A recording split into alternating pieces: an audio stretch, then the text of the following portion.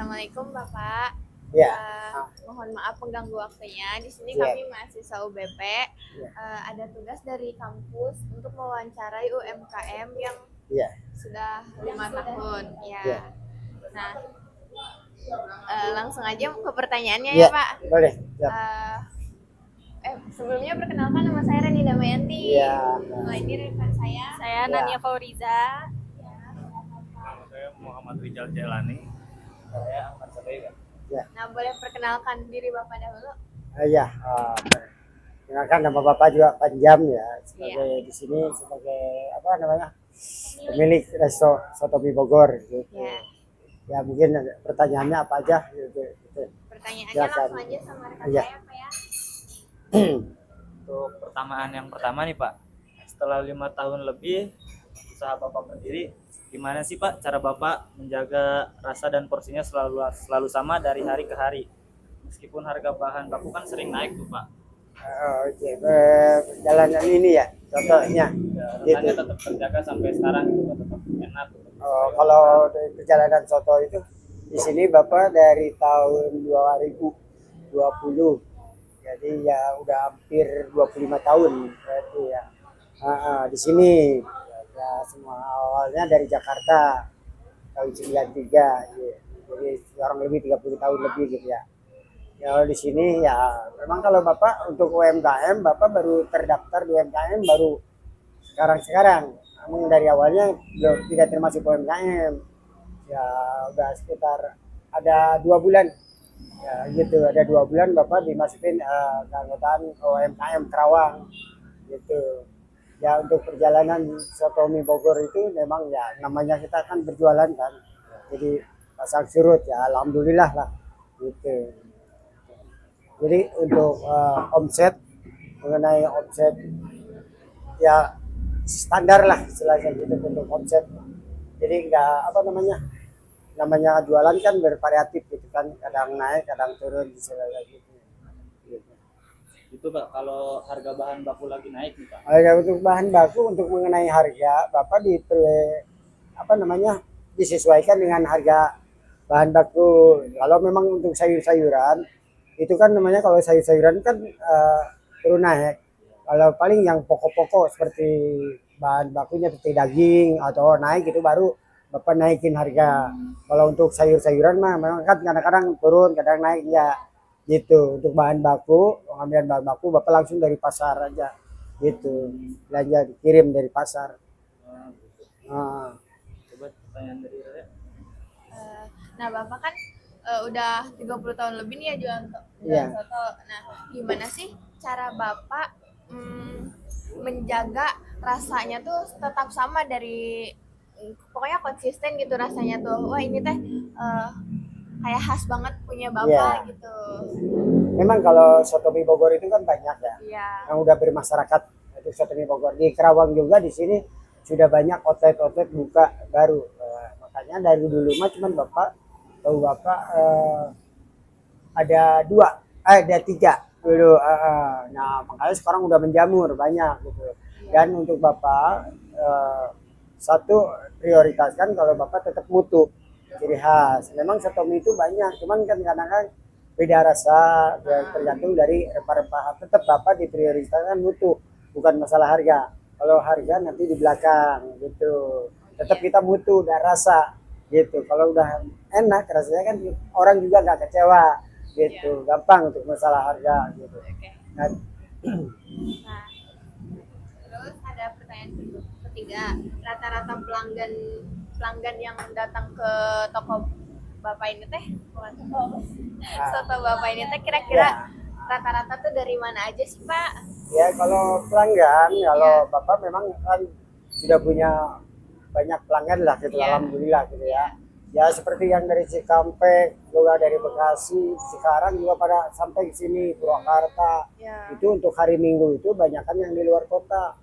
Sabtu, Minggu karena hari libur itu ada datang. Alhamdulillah. Jadi memang di lingkungan Karawang juga pada datang. Makanya kalau hari Minggu itu beda dengan hari-hari biasa. Gitu. Kalau pelanggan mah ya istilahnya dari kalangan muda sampai tua Ya karena tadi pelajar. Ya di sini apalagi di sini kan lingkungan kampus juga Iya. banyak juga gitu. Tapi kebanyakannya dari umum gitu kan, Oh, iya. gitu, dari luar. Siapa nih?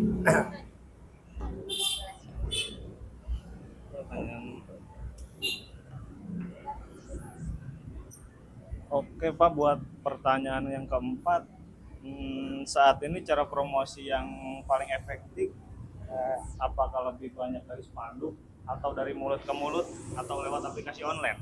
Ya, kalau untuk promosi Bapak, memang Bapak sekarang kan karena sekarang udah dunianya udah dunia apa namanya Digital. sistemnya sistem online atau sistem apa dari Facebook juga kan kita pakai aplikasi gitu kan. Ya istilahnya kita kalau ya kita ikutin seperti sekarang udah ketinggalan zaman. Tetap kita perlu pakai sekarang ada sistem sekarang kan ada sistem Gojek kan. Kita masih anggota Gojek, GrabFood, ShopeeFood, ada Maxim. Nah, seperti itu juga membantu untuk promosikan gitu kan. Terus memang gunanya orang pelanggan Bapak yang nggak bisa datang juga, males atau gitu kan bisa melalui pakai jasa online lah gitu, GrabFood gitu. Terus Bapak juga dipromosikan ada di IG, ada di YouTube juga, ada di FB juga karena memang sudah lumrah sekarang untuk memasarkan gitu.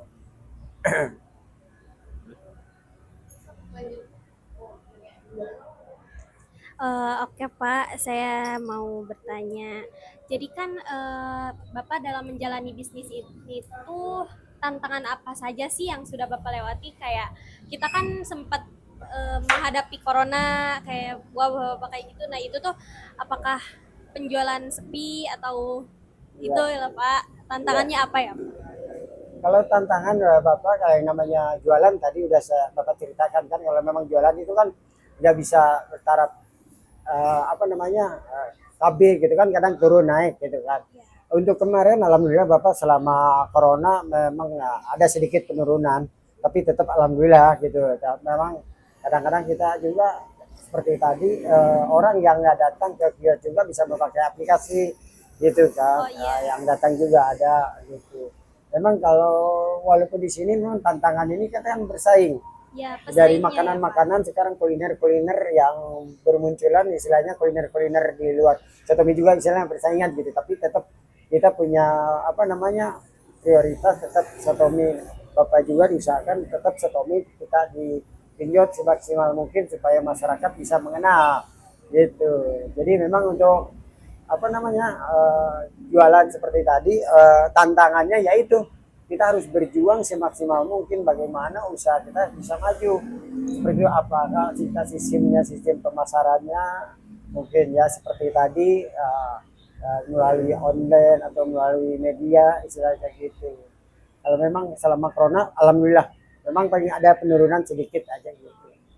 Terus kalau barang yang terjual sehari-harinya itu rata-rata berapa ya Pak?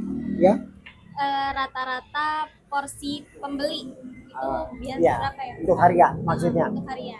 Memang untuk harga, Bapak tadi udah cerita mengenai harga kita nggak bisa orang lain jual sekian, ya Bapak tetap kalau Bapak kembali dengan mutu dulu rasa, gitu kan. Memang untuk pasaran Bapak jual untuk satu porsi itu kan di sini ada soto mie Bogor daging, ada kikil, ada campur kan. Untuk harga soto mie daging Bapak jual 24.000. Kalau yang campur sama kikil sama 20.000. Dan itu untuk kalangan umum. Nah, kalau untuk mahasiswa Bapak disesuaikan gitu. Paling mahasiswa 18.000 gitu. Ada kortingan harga gitu. Jadi gitu. Makanya ke karyawan Bapak juga untuk mahasiswa dibedain gitu. Dari 18. Jadi kalau misalnya nih Pak ya, target hariannya nggak kecapai itu gimana Pak? Harga harian. Target penjualan Target harian ya. ya untuk target penjualan Bapak tidak ada sistem target. Tidak ada Pak. Ya kita diikutin dengan sesuai dengan penjualan aja begitu aja. Kalau target mah minimal kalau Bapak minimal paling gitu 100 porsi atau 150 porsi gitu target. Kalau target tapi Bapak di sini tidak sistem target gitu. Jadi tetap Tergantung misalkan ya tadi jualan gimana itu ya, kalau jualan makan gitu disesuaikan dengan pendapatan istilahnya gitu. Tidak ada sistem target gitu. Kalau ini juga Pak, Bapak punya rencana buat ngegedein usaha ini lagi nggak sih Pak, atau buka Oh, cabang di iya. tempat lain? Kalau Bapak untuk mencari bikin cabang, Bapak udah pernah bikin cabang itu sekitar ada 3 tahun kemarin. Bapak pernah buka cabang di Cikampek, di Karawang juga buka. Karena sekarang Bapak dia fokus satu tempat aja gitu. Tetap di satu tempat diprioritaskan di sini aja. Karena apa ya, kalau di luar ini kan kita Bapak repot gitu. Tetap Bapak prioritaskan satu tempat di sini. Gitu ya. Rencana sih, Eli Bapak juga pengen buka lagi. Tapi ya nanti lihat perkembangannya aja gitu ke depannya gitu. Kan dalam sehari itu kan Bapak buka dari jam berapa tuh kira-kira? Kalau buka soto Bapak setelah itu jam 7 pagi sampai jam 9 hari biasa. Untuk Sabtu Minggu kali tetap buka jam 7, tutup jam 9, jam 8 gitu. Nah, di dalam hari itu kira-kira jam berapa sih Pak yang paling rame itu?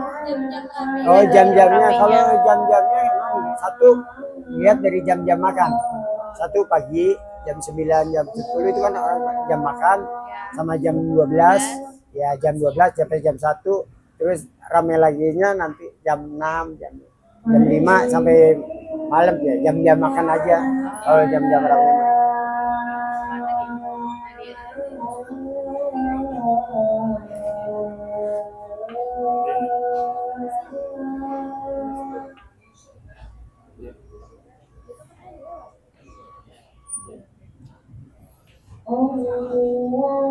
Selama lebih dari 5 tahun berjalan, bagaimana Pak mengurus izin usaha dan kepatuhan pajak umum untuk UMKM ya?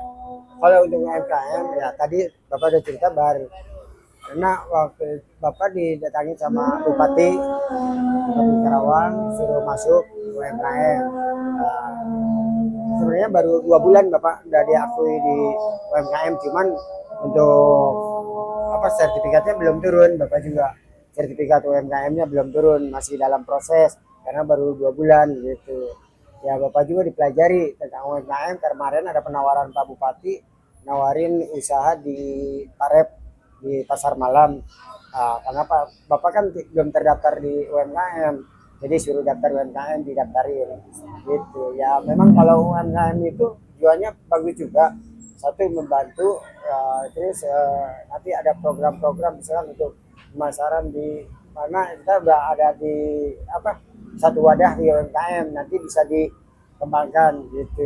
Emang dari pemerintah juga ada bantuan gitu. Ini saya pertanyaan terakhir ya Bapak. Secara pribadi Bapak, apa perubahan atau pelajaran yang paling berharga yang setelah menjalankan bisnis selama ini?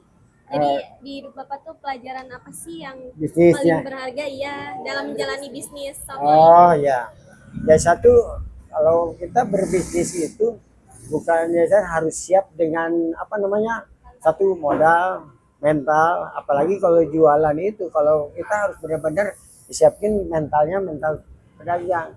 Kalau bukan jiwa pedagang itu cuman asal-asalan kan, kita dikasih sepi udah ngeluh gitu kan ya, karena kita udah jiwanya jiwa jualan. Kalau namanya sepi dengan rame, kita disesuaikan dengan pemasukan pengeluaran. Nah di situ jadi memang kalau kita berusaha itu sepertinya kalau bukan asal-asalan gitu. Kalau memang orang mau berusaha, Bapak ini memang niatnya Bapak kan berusaha semaksimal ingin usaha ini maju.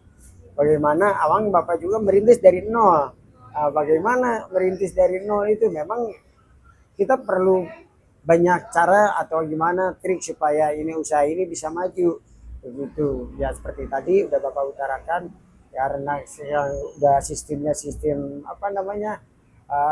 dunianya udah online, tadi yang kalau sekarang bilang anak-anak sekarang itu kan sistem